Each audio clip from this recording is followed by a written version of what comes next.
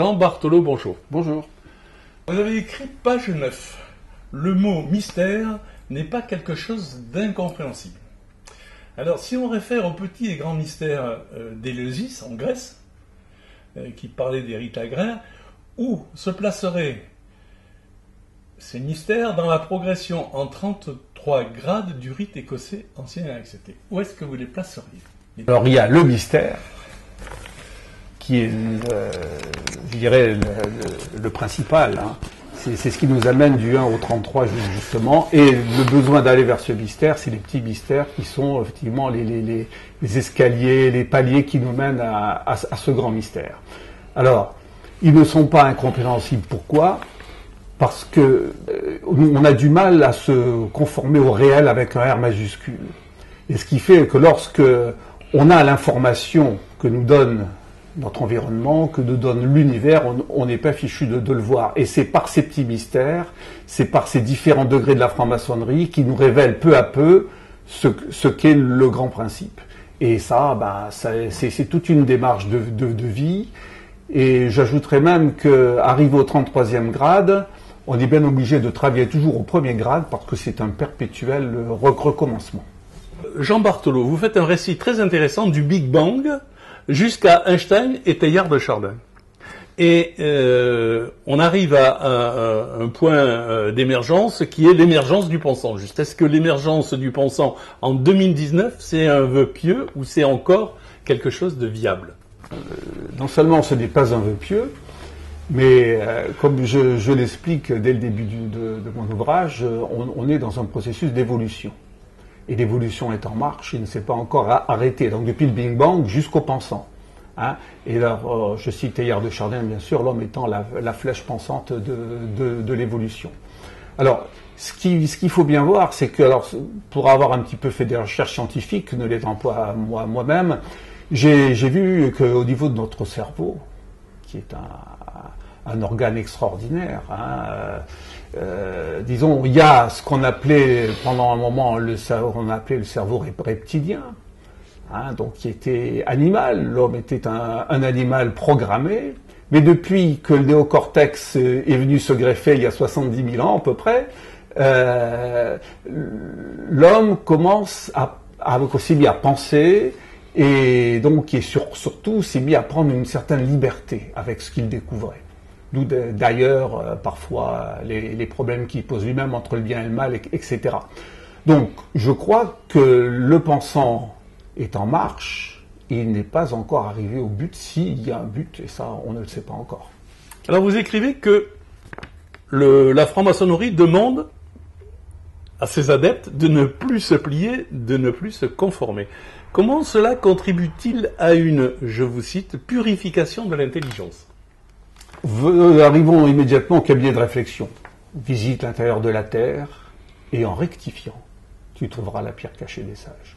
Donc dès le départ, on nous demande de ne pas nous conformer à ce qu'on croit être le réel et qui en fait ne l'est pas, hein, et de descendre à l'intérieur de nous, à percer l'écorce de l'ego et d'aller au fond de nous-mêmes pour voir quelle est notre véritable identité que l'on découvre peu à peu pendant notre démarche maçonnique, on en reparlera peut-être après, du temple de pierre à l'esprit et jusqu'au 33e grade. La question qu'on peut se poser, en quoi et en quel pourcentage, en quel dosage, la franc-maçonnerie s'est-elle inspirée des traditions juives et chrétiennes? Je dirais qu'elle s'est complètement inspirée du judéo-christianisme. Parce qu'on se rend bien compte que même en loge bleue, hein, lorsqu'on parle des colonnes, du temple, etc., on est déjà dans le temple de Salomon. Avant d'être au 4e grade, on est déjà dès le 1er grade dans le temple de Salomon.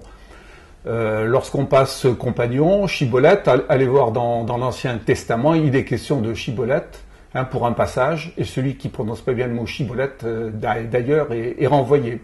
Hiram, bon, hein, on sait très bien aussi qui se trouve dans l'Ancien Testament. Ensuite, on va passer au Nouveau. Dans la boulomie, on se rend compte qu'on est le temple. La boulomie, c'est le lieu où on veut, le nom de la loge où on travaille. D'accord. Hein, qui est d'ailleurs à porte ouverte en plus. Par rapport on ne couvre rien du tout. Donc, on nous dit, peut-être que le temple que vous voulez essayer de construire, le temple de Pierre, ce temple-là, c'est peut-être vous. Et ensuite, du chevalier de Royal Arch jusqu'au Kadosh, on est dans la chevalerie. Et là, effectivement, on passe par le retour de Babylone, on a même l'Apocalypse de Jean au 17e grade, et le 18e grade, c'est christique, hein, même si on essaye de trouver d'autres critères qui sont aussi valables, mais je veux dire, il est christique. Bon. Et ensuite, toute la partie chevaleresque jusqu'au 30e grade fait partie de la légende de la chevalerie. Donc, la tradition maçonnique, du moins dans le rite écossais ancien accepté, 100 ans, elle est enracinée dans la tradition judéo-chrétienne. On va parler un peu de la structuration du rite écossais. Vous dites que du degré 1 au degré 12, c'est la construction. Du degré 13 au degré 30, c'est le combat chevaleresque. Et vous réservez le 31, 32, 33 pour la perfection. Certains se sont posé la question, est-ce que le rite écossais ne s'arrêterait-il pas au 30e degré, chevalier Kadosh? Est-ce que ça n'est pas un aboutissement en tant que tel? Qu'est-ce que vous en pensez? Alors on a dit beaucoup de choses aussi. On a même dit qu'à un certain moment, il s'arrêtait au 18e grade. Hein, le grade de l'amour. Chevalier Rose-Croix. Chevalier Rose-Croix, le temple de pierre devient temple de chair, et puis aller par-delà les frontières et aller... alors, j'ai été, moi aussi, au départ, sur le 31, 32, 33, en disant, mon Dieu, dit, c'est des grades, effectivement, administratifs, ça. Et puis, bon, j'ai lu simplement les rituels, hein, et puis j'ai essayé de comprendre comment ça se passait. Et là, au 31, on se rend compte qu'on revient sur le terme de justice, d'une certaine manière, et assez approfondi. Le terme d'amour au 32e grade, il ressemble bien sûr à celui du 18e, mais je le sens encore plus profond. Et le 33e grade, c'est là où, c'est pas le chaos initial qui progressivement est devenu l'ordre et qu'on aide à faire, c'est que on a à mettre de l'ordre dans le chaos temporel pour justement se raccrocher à cette à cet ordre initial qui est parti, parce que toute l'évolution, quand je parle du fameux grand récit, toute cette évolution qui est partie depuis le Big Bang, il y a un projet, à mon sens, il y a quelque chose de bien déterminé, et donc, le temps passant, je crois qu'on est un peu souvent à côté de nos pompes, et l'homme, effectivement, par moment, il arrive à faire n'importe quoi. Et le rôle du 33e, c'est effectivement d'essayer de redonner de l'ordre dans ce désordre temporel. Voilà. Jean Barthelot, vous avez écrit à la page 73, on ne peut comprendre une fois pour toutes le contenu des rituels. Et je me pose la question, le travail du franc-maçon est-il le travail de Sisyphe? Est-ce un travail sans fin et est-ce décourageant? Alors, c'est un travail de notre vivant, effectivement, sans fin, mais loin d'être décourageant. Alors, d'ailleurs, la question que vous auriez pu me poser, c'est de me dire pourquoi, sur la page de couverture, sur la couverture du livre, vous avez mis une porte.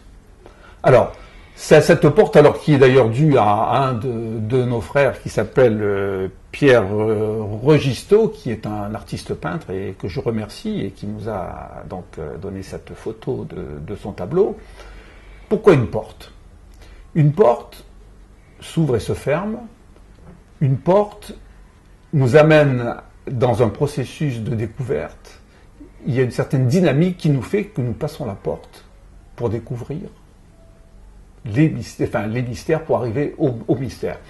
Mais je dirais, dans ce cas-là, est-ce que l'esprit, est-ce que la démarche spirituelle est encloisonnée et a besoin d'une porte? La réponse est non. La réponse est non, parce qu'au fur et à mesure que l'on prend conscience des choses, ce sont des portes virtuelles qui disparaissent, parce que l'esprit n'est pas encloisonné, c'est-à-dire qu'on a du mal dans le monde moderne à repérer des choses. Et au fur et à mesure qu'on passe une porte, elle s'efface. Et on va vers une autre, et on comprend et elle s'efface. Et parfois on n'a pas compris. Voilà.